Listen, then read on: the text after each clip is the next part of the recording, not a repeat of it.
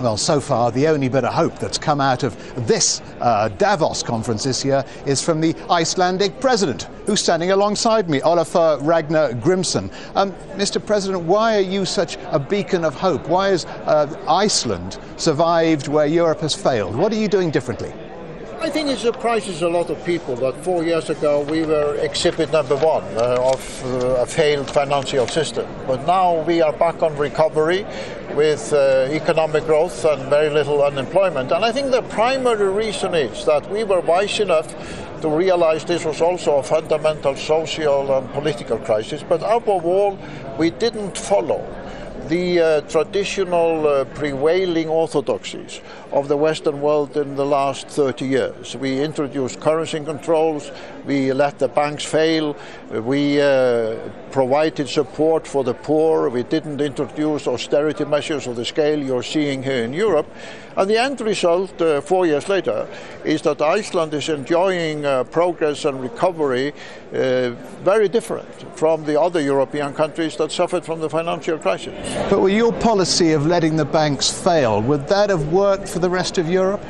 I think so, because as I'm often asked people, why do they consider the banks to be the holy churches of the modern economy? Why are private banks not like airlines and telecommunication companies allowed to go bankrupt if they have been conducted in an irresponsible way? The theory that you have to bail out banks is a theory about bankers enjoying for their own profit the success and then letting ordinary people bear the failure through taxes and austerity. And people in enlightened democracies are not going to accept that in the long run. It wouldn't work for the UK with their reliance on the financial sector, though, would it?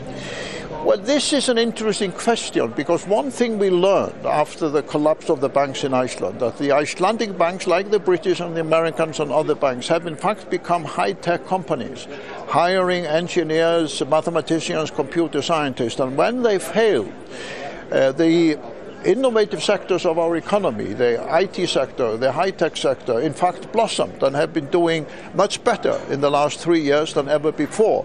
So the lesson of that is that if you want your economy to be competitive in the innovative sector of the 21st century, a strong financial sector that takes the talent from these sectors, even a successful financial sector, is in fact bad news if you want your economy to be competitive in the areas which really are the 21st century areas: innovation, technology, IT. President Grimsson, thank you very much indeed.